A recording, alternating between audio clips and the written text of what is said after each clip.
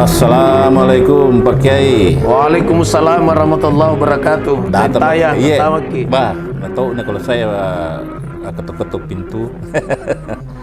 Nah, pendengar, kita ketemu lagi di hari ke-13 Ramadan 1443 Hijriah di Dialog Pak Kiai dan Dinta yang hari ini bersama narasumber saya Kiai Haji Dr. Amural Amri MA. Beliau adalah Ketua Komisi Dakwah MUI Sulawesi Selatan dan pimpinan Pondok Pesantren Ilmu Yakin Tompok Bulu Maros, dan juga pendengar pimpinan Amhatur Biro Perjalanan Umroh dan Haji Plus. Bagaimana Pak Kiai kabar ini hari ke-13? Alhamdulillah, sehat walafiat. Nah, kita ngobrol lagi nih. Saya tadi pagi kalau tidak salah itu saya salat subuh. Saya ke masjid pakai. Nggak pernah bila kurang kita tahu. Tambah sedikit orang kuliah pakai. Itu pertanda dan tayang iman dan ikhlas mesti senantiasa dipacu, diberitahu, diajarkan, dituntun masyarakat kita. Karena sesungguhnya seandainya mereka paham tentang iman dan ikhlas, mestinya masjid itu semakin ramai. Karena itu dalam hadis itu kan, man shoma ramadhana imanan wahtisaban ghufira lahu ma taqaddama min dzambi. Artinya apa nih Pak? Siapa orang yang berpuasa pada Ramadan dengan iman dan ikhlas, maka seluruh dosanya yang telah lalu diampunkan Allah. Juga siapa yang tarawih, man qama, siapa yang berdiri, maksudnya siapa yang sholat tarawih. Di Ramadan maksudnya itu, karena itu tarawih kan hanya ada Ramadan. Di luar Ramadan tidak ada tarawih. Juga imanan wahtisaban, dengan dasar iman dan ikhlas. Ghufira lahu ma taqaddama min dzambik, maka seluruh dosanya yang telah lalu diampunkan oleh Allah. Kalau orang memahami betul-betul ini, pasti dia paksa-paksa dirinya untuk berangkat ke masjid untuk melakukan sholat taraweh. Nah, begitu ceritanya ini. Kenapa sampai kurang gimana orang ini? Sudah semakin kesini ini puasa, semakin kurang iman. Tapi iman itu memang dentaya naik turun. Ya, beda imannya para nabi, para rasul itu naik terus. Kalau imannya para malaikat tetap tidak naik, tidak turun. Kalau yang kayak kita ini, yang kayak kita orang umum naik dan turun. Mati pakai baru tidak naik turun iman. Sehingga ada pertanyaan. Apa pertanyaan? Apa yang dilakukan supaya kalau iman itu turun tidak terlalu drastis turunnya? Gitu. Apa yang harus dilakukan? Itu.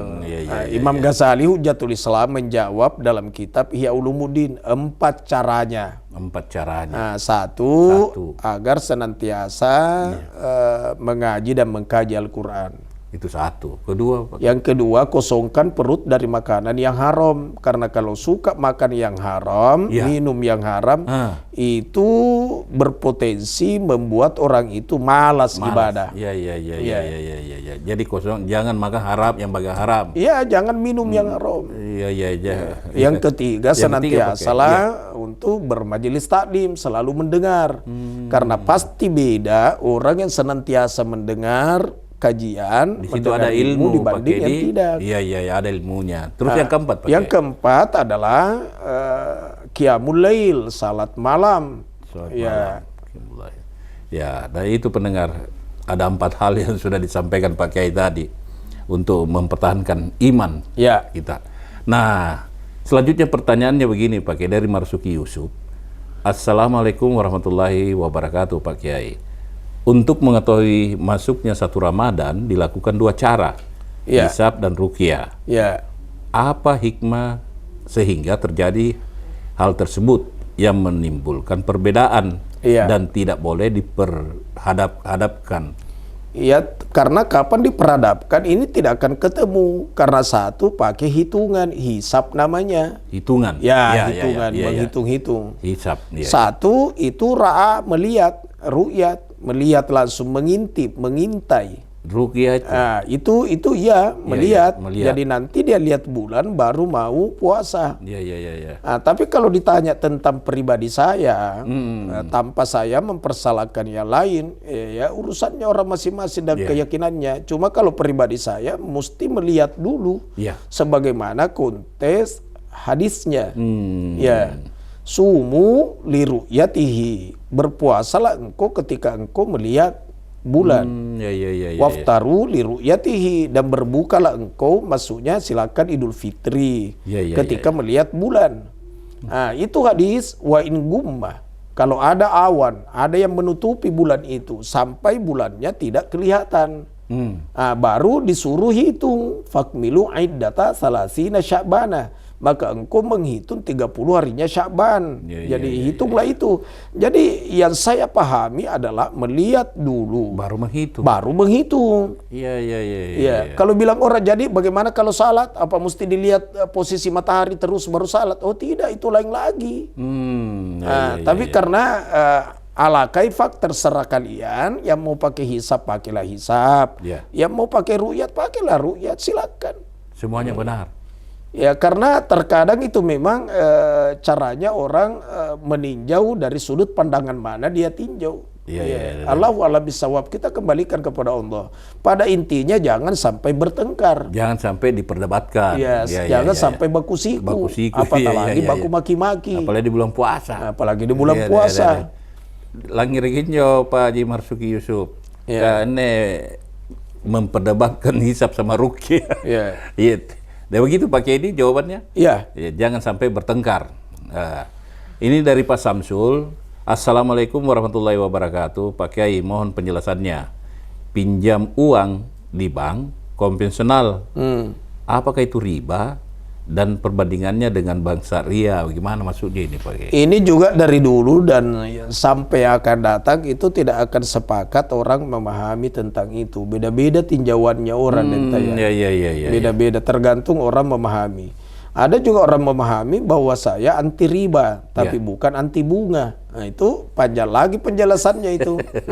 Riba dengan bunga beda. Itulah. Nah, yang jelas kalau riba, wa halallahu bai'a wa harrama riba, itu jelas dalilnya. Dihalalkan jual beli, diharamkan riba. Jual beli itu ada pembeli, ada penjual, ada barang yang dijual dan satnya halal, dan ada ijab kabul, serah terima transaksinya. Nah, sekarang kalau tidak ada barang, contohnya pinjam duitnya dan tayang, dia bilang berapa? Nah, karena 1 juta, dia bilang ini 1 juta, tapi kalau dikembalikan bulan depan mesti 2 juta. Nah, ini jelas-jelas ribanya. Riba itu bukan bunga. Ini jelas-jelas ribanya. Riba. Nah, sekarang bagaimana di ban? Kalau di ban sekarang ada ban syariah. Kalau mau lebih apa namanya, ada syariah, ada silakan diambil di syariah. Di bank syariah. Cuma berkata lagi yang konven, syariah dengan konven sesungguhnya sama saja. Berkata syariah tidak sama-sama memang ayam, sama-sama digoreng, tapi proses untuk awalnya, kalau syariah katanya disembeli pakai bismillah. Yang konven disembeli tidak pakai bismillah. Ada yang memahami seperti itu. Tapi yang jelas untuk kondisi zaman sekarang ini, mau jalur mana kira-kira tidak lewat konven. Dan tayang lewat di tol. Bayar tol kan? Kartu apa dipakai? Kartu tol. Kartu tol, ban kan? Bannya itu Mandiri konven, bannya itu BRI konven, bannya itu BCA konven. Itu. Jadi ini coba merenung. Coba merenung, mengkaji secara dalam seperti apa. Tapi yang jelas, seandainya orang bisa tanpa melalui ban apapun, kita lakukan. Tapi kan tidak mungkin, itu kan mustahil. Mustahil, tidak mungkin, pasti lumpuh ekonomi. Jadi tetap ada riba itu. Riba namanya juga itu, Pak Kiai. Yang mana itu? Itu kalau misalnya kita pinjam itu yang tadi, kalau saya di syariah misalnya, di bank syariah. Di bank syariah karena itu sudah ditandatangani, memang ada tim syariahnya. Difatwakan, sudah difatwakan begitu. Ya, berarti lebih meminimalkan untuk kajian itu. Lebih meminimal. Yang jelas kalau syariah sudah ada tanda tangan bahwa ini dijamin halal. Kalau konven ini yang menjadi kajian yang lebih luas lagi. Pinjam duit terserah mau nuapakan. Kalau syariah kan ditanya dulu berapa Denta yang pinjam uang, 5 miliar. Untuk apa? Saya mau buat warkop. Nah, ditinjau boleh. Tapi kalau mau buat tempat judi, tidak boleh di syariah. Mau buat klub malam yang joget-joget, bukan istrinya, tidak boleh. Jadi mesti betul-betul secara syariah pemanfaatannya. Jadi pemanfaatannya untuk syariah. Untuk syariah tidak boleh. Kalau konven kan tidak sampai ditelusuri sampai di akar-akarnya. Kita mau usaha apa terserah. Mau usaha terserah. Kalau cocok jalan. Sehingga ini juga menjadi perdebatan. Tapi pada intinya itu tadi bahwa saya anti riba, tapi bukan anti bunga. Dalam arti begini. Saya minjam di bank konven, di Mandiri atau di BRI atau dimanapun. Tapi ini untuk usaha yang memang halal. Kalau tanpa dengan itu saya tidak bisa. Bagaimana kira-kira? Apa masih kita mau berkata riba? Ya kan? Mau ke Tanah Suci mesti lewat bank BRI, mesti lewat BNI, mesti lewat BTN. Ban pemerintah. Ban konvensional. Sehingga panjang diskusinya Denta ya. Sehingga ada yang berkata, kalau dari rakyat oleh rakyat untuk rakyat dan pemanfaatannya bukan untuk maksiat. Ada yang memahami bahwa itu boleh-boleh saja sekalipun judulnya bukan syariah. Sepanjang pemanfaatannya untuk kemanusiaan. Yang bukan maksiat, tapi meskipun judulnya syariah, tapi engkau mengambil uang lalu tidak syariah, itu kan haram juga. Jadi maksudnya pemanfaatannya yang dipinjam itu mereknya sapi, tapi isinya babi. Mereknya sapi syariah. Tapi kau manfaatkan bukan syariah, berarti jadinya babi. Jadi haram. Jadi tergantung kita. Saya ulangi kembali biar jelas. Tergantung dari kita mau ngambil uang di konven. Umpama. Pemanfaatannya untuk apa? Maksiat apa bukan? Ngambil uang di bank syariah, pemanfaatannya untuk apa? Kan tidak mungkin orang syariah pergi menelusuri seakar-akarnya. Tidak mungkin. Bisa saja dia ngambil tapi dia alihkan ke hal lain. Itu bisa dapat bunga lagi. Jadi tergantung pribadi-pribadi. Makanya mesti dikaji secara mendalam ungkapan bahwa saya anti riba tapi bukan anti bunga. Itu satu hari ini kajiannya kalau khusus untuk itu. Tidak selesai ini Pak Samsul, pernah tidak selesai. Baik, kita tapi kalau mau Pak Samsul berhati-hati, silakan berhubungan dengan syariah. Artinya lebih meminimalkan. Nah, itu tadi. Nah, begitu Pak Samsul jawabannya. Nah, selanjutnya nih Pak Kiai. Assalamualaikum warahmatullahi wabarakatuh. Pak Kiai, saya mau tanya dari Pak Iwan di Mula Baru kemana? Apakah beneran ludah dapat membatalkan puasa? Terima kasih Pak Kiai. Kabatal asmi puasaan atau puasa kalau tidak bisa menelan ludah. Yang paling repot lagi Pak Kiai. Kalau sementara soal 4 rakaat baru P2 mau meludah terpaksa ditelah batal misalnya. Tidak batal. Bagaimana terkecuali itu, ludah itu sudah keluar dari kedua bibir. Sudah keluar, baru dia jilat, baru dia telan, itu batal. Mana boya-boy? Iya, tapi sepanjang masih di dalam mulutnya, baru dia telan tidak apa-apa. Tapi biar jangan ketok ini Pak Iwan di dalam mulut baru kita membaik. Nggak logis kalau tidak bisa menelan ludah. Bagaimana bisa? Pasti dia telan ludahnya. Jadi ludah ditelan batal, kalau sudah keluar ludah itu, baru ditarik kembali, baru dia telan, ya batal lah, karena sudah keluar. Sudah jelas barangkali. Jelas sekali ini Pak Iwan. Karena kalau sudah keluar berarti seakan memasukkan lagi. Yang membatalkan puasa kan memasukkan sesuatu lewat lubang. Membatalkan puasa. Pernah kita jelaskan itu. Betul, itulah batal. Nah, selanjutnya ini lagi Pak Kiai. Assalamualaikum warahmatullahi wabarakatuh. Waalaikumsalam. Dari siapa ini? Bagaimana hukumnya menahan buang angin ketika sholat? Contoh selesai baca surah pendek, perasaan itu datang. Perasaan apa nih? Barangnya Ruki pasulu angin nih. Oh berarti kita ratu. Iya, ya mau kentut ini ya. Mau Maksudnya, kentut. apakah nanti perasaan itu hilang baru dilakukan ruku? Ya, muncul perasaannya. Ya, perasaan gini. Perasaan. Keluar. Tapi gampang lah foto ini. Nah makanya khawatirnya orang sudah ruku dia belum. Ya, punah lapo kita sarap buak itu bahasa Arabnya durotun. Durotun. Kalau hampir tidak kedengaran bahasa Arabnya fusaun. Pusui. Sekarang bagaimana menahan kentut dalam sholat?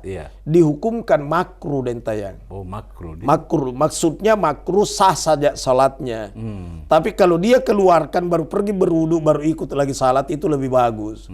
Tapi kalau dia yakin bahwa tidak keluar ini, bersalah. Tahan-tahan berodo dan tayang. Ya salatnya kayak begitu. Assalamualaikum Pak Lapo nah. Tapi begitu assalamualaikum ke kanan, assalamualaikum. Dia keluar. Baru assalamualaikum ke kanan. Belum assalamualaikum ke kiri. Itu sudah sah salatnya dan tayang. Karena assalamualaikum ke kanan hukumnya wajib. Assalamualaikum ke kiri hukumnya sunat. Wa aqallus salami, paling sedikitnya salam itu assalamualaikum. Jadi baru dia ngomong assalamualaikum. Dia keluar angin. Itu fusaun, itu pusuh. Sudah sah sholatnya dentaya. Sudah sampai di finish. Jadi jangan makin khawatir. Mika punah nampai karena ya batal. Karena tenana pusau kan. Apa simbungnya? Dan selanjutnya dipakai. Dari Dengasa di Manjaling, Galesong. Maukah bertanya Pak Ustadz? Ada temanku Islam. Dia kawin dengan non-Muslim. Dia masuk, artinya dia masuk pindah agama. Dan dia pisah sama istrinya. Oh, murtad. Terus ya, jadi dia pisah sama istrinya karena tadi istrinya ini non-Muslim. Terus dia pisah sama istrinya ini, dia kembali masuk Islam. Hukumnya bagaimana itu Pak? Jadi laki-lakinya Muslim, perempuannya non-Muslim. Anggaplah agama lain lah. Agama lain. Pada dasarnya itu nikahnya sah, boleh saja. Tapi ingat, laki-laki mesti tanggung jawab. Jadi kalau perempuan non-Muslim, kemudian laki-lakinya Muslim itu boleh. Tapi kalau dibalik tidak boleh. Wanitanya Muslimat, perempuannya kafir tidak boleh. Laki-lakinya yang kafir. Laki-lakinya yang kafir tidak boleh. Tapi sekarang perempuannya yang laki-lakinya Muslim. Boleh saja silakan nikahi. Tapi ikut kita tadi pertanyaannya dia ikut ke agama istrinya. Oh, enggak boleh, murtad itu. Terus setelah pisah dia masuk lagi Islam. Dia murtad. Dan sebenarnya sih kalau dia sudah murtad kemudian kembali lagi kepada Islam. Pada dasarnya boleh saja dentaya. Ya, Allah berfirman dalam Al-Qur'an. Qul ya ibadiyalladzina asrafu ala anfusihim la taqnatu mir rahmatillah. Beritahu Muhammad kepada seluruh hamba-hambaku yang telah terlanjur melakukan dosa-dosa. La taqnatu mir rahmatillah. Jangan pernah putus asa terhadap rahmatnya Allah. Innallaha yaghfiru dzunuba jami'a. Karena sesungguhnya Allah mengampunkan dosa-dosa jami'a, seluruhnya, dosa apapun, termasuk dosa musyrik dan dosa murtad. Tadi itu. Itu konteks ayat. Jadi jami'an, secara keseluruhan dosa apapun. Cuma ingat saudara-saudara yang mendengarkan kajian ini, jangan coba-coba kalau begitu kan diampunkan dosa. Kalau seandainya begitu keluar kok berhenti berislam dan meninggal, pokoknya tidak mau dites kontak neraka. Lulus tanpa tes. Jadi innallaha yaghfiru dzunuba jami'a. Sesungguhnya Allah mengampunkan dosa-dosa jami'a secara keseluruhan. Dosa apapun, termasuk yang musyrik dan berhenti kemusyrikan Allah ampunkan. Termasuk murtad yang berhenti kemurtadan dia kembali, pintu taubat senantiasa terbuka. Innallaha ghafurur rahim. Sesungguhnya Allah Maha Pengampun, Maha Penyayang. Cuma penekanannya Jangan coba-coba terbetik dalam hatinya mau pindah agama dengan alasan mau memperistrikan seorang perempuan. Jangan. Karena ada beberapa hal dalam agama Denta yang tidak boleh orang main-main. Satu, nikah. Begitu dia bilang saya terima, sudah sah. Jadi tidak perlu itu terlalu panjang bertele-tele sampai tidak bisa lagi. Pokoknya saya terima, selesai. Saya nikahkan engkau Denta yang umpama aja. Iya. Pasti jalo ke Beninta pun dipanikah. Kena jangan langi regine. Saya nikahkan engkau dengan Tayan dengan perempuan bernama Anu bin Tianu dengan mahar segala. Dia bilang saya terima. Itu sudah sah. Iya. Biar kalimat itu saja. Sudah sah. Kapan hari baru bisa diwakili. Kemudian yang kedua tidak boleh main-main dan Tayan talak. Maksudnya soal talak itu. Tolak. Saya talak engkau. Jatuh talak itu. Tidak bisa diucapkan pakai. Ya. Biar juga kalimatnya dia bilang. Kau pergi beli kakak papabu, kakak biru kita buka. Kau beli durian 3. Kalau 2 kau beli saya talak engkau. Kalau 2 kau beli jatuh talak engkau. Ternyata dia pulang karena tinggal 2 dia temukan di pinggir jalan durian. Dia beli 2, apa disuruh 3. Itu jatuh talak itu. Baru dia bilang main-main saya tidak boleh main-main. Talak tidak boleh. Jadi bukan dipermainkan. Jadi nikah talak tidak boleh. Rujuk tidak boleh main-main. Itu jadi benar. Kemudian berhenti berislam. Tidak boleh main-main. Ditanya apa agamamu? Dia bilang Kristen. Dicoret namanya sama malaikat. Main-mainnya itu. Main-main itu tidak boleh. Tidak boleh dipermainkan. Tidak boleh dipermainkan. Mesti dia ngomong anak Muslim. Saya Muslim. Tidak boleh dia bilang apa agamamu? Hindu. Tidak boleh. Apa agamamu? Buddha. Tidak boleh. Tidak boleh main-main. Walaupun main-main maksudnya itu niatnya tadi Pak. Jadi mesti dia komitmen itu mengikrarkan keislamannya. Al-iqraru bil lisan wa tasdiqu bil qalb wal amalu bil arkan. Mampu mengikrarkan keislamannya dimanapun, kapanpun, situasi bagaimanapun. Dan membenarkan dalam hatinya dan mengaktualkan lewat dengan perbuatannya. Itulah musuh. Nah begitu tadi Pak siapa nih yang Banjalding Batu Rigalesung. Semoga puas. Selanjutnya ini adalah Pak Kiai. Assalamualaikum, dari mana ini? Di dalam Al-Quran Allah Subhanahu Wa Taala ketika berbicara tentang perkara surga dan segala kenikmatan yang ada di dalamnya, di bawahnya mengalir sungai-sungai katanya. Apakah sungai-sungai yang digambarkan oleh Allah Subhanahu Wa Taala ini di dalam Al-Quran bermakna majazi atau simbolik atau seperti apa ini Pak Kiai? Itu surga dan Tayan, tidak ada orang yang mampu menjelaskan sampai detail.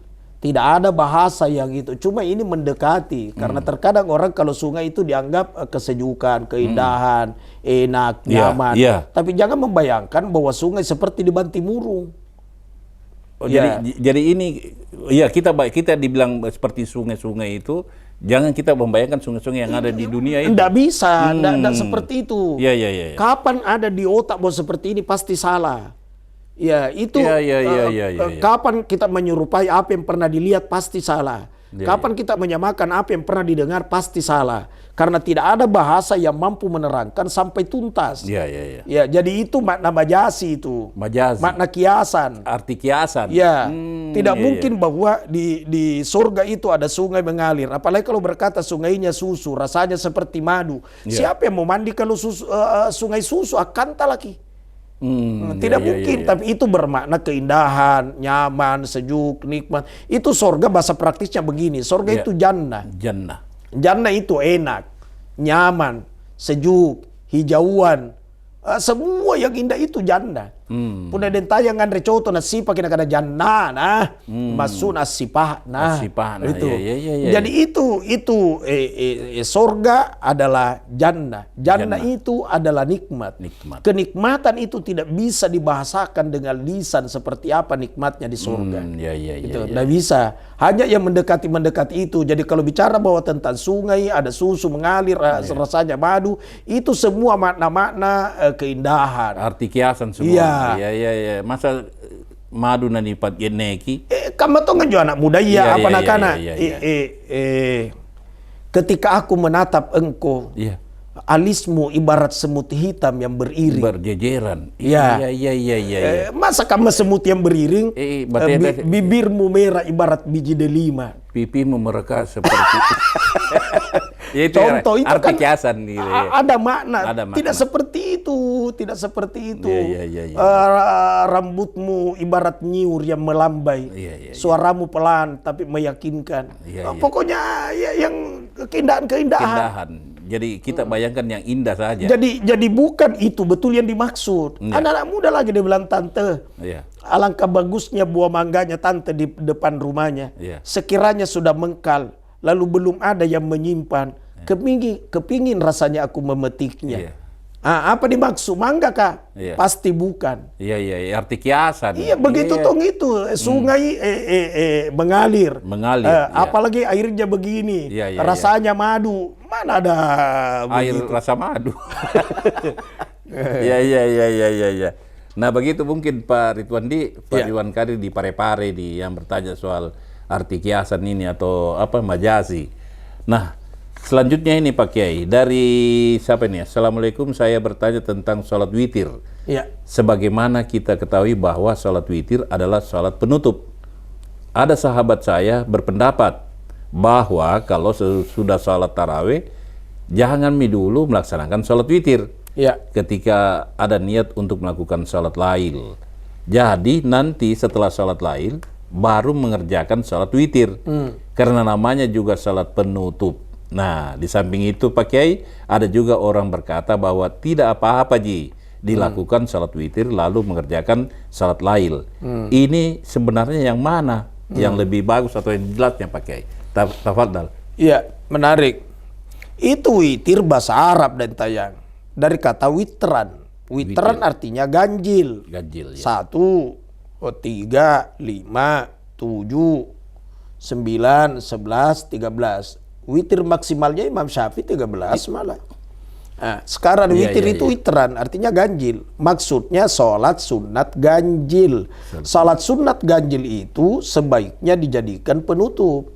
Sebaiknya, tapi bukan berarti harus jadi penutup. Bukan harus. Nggak harus. Nggak harus. Jadi kalau misalnya orang sudah tarawih, tapi dia niat untuk bangun sebentar menambah sholatnya. Mungkin salat sunat tobat, mungkin salat sunat hajat, mungkin salat sunat istikharah. Tapi dia yakin akan bangun sebentar. Maka memang bagus kalau witirnya pending dulu. Jadikan witir itu sebagai penutup. Jadikan. Itu lebih afdol dan tayang. Lebih malah birigi, lebih afdol. Lebih pantas. Tapi bukan harus. Nggak harus. Bahkan kalau orang sudah tarawih, kemudian dia witir. Ternyata tengah malam, dia mau salat sunat tobat karena mengingat merenungkan dosa yang pernah dia lakukan selama ini. Biasa mengoci, biasa menipu orang, biasa patolo-tolo. Tapi dia mau tobat. Nah, silakan salat sunat tobat. Sesudah itu jangan witir lagi karena sudah tadi. Jadi walaupun sudah tadi waktu tarawih, dia salat tobat. Jangan witir lagi karena sudah witir tadi. Jadi bukan salat penutup Pak. Bukan. Iya. Sebaiknya dijadikan penutup, tapi bukan berarti harus jadi penutup. Jadi jangan diterjemahkan bahwa witir artinya penutup. Jadi kalau sudah witir tadi sudah tarawih, jangan witir lagi sebentar karena la witarani fil lail, tidak boleh 2 witir pada satu malam. Itu anunya. Witir kan artinya ganjil. Jadi kalau 2 ganjil sama dengan anangi. Genap gitu. Genap berarti hilang witirnya. Iya. Nah, begitu Pak Arsudin di Bukit Katulistiwa 2 Sudiang, Makassar. Nah, kita lanjutkan lagi barangkali nih Pak Kiai. Kita minta doa temin dulu paling ini. Lah musbika watunan tuh. La musbina. Apalagi roki kapan sahur. Sudah masahur. Kapan roki dobolo. Dobolo. Karena itu sahur dekat subuh sebenarnya. Di situ juga afdolnya. Allahu a'lam bishawab. Subhanakallahumma bihamdik asyhadu an la ilaha illa anta astaghfiruka wa atubu ilaik. Alhamdulillahirabbil alamin. Allahumma shalli wa sallim ala sayidina Muhammadin.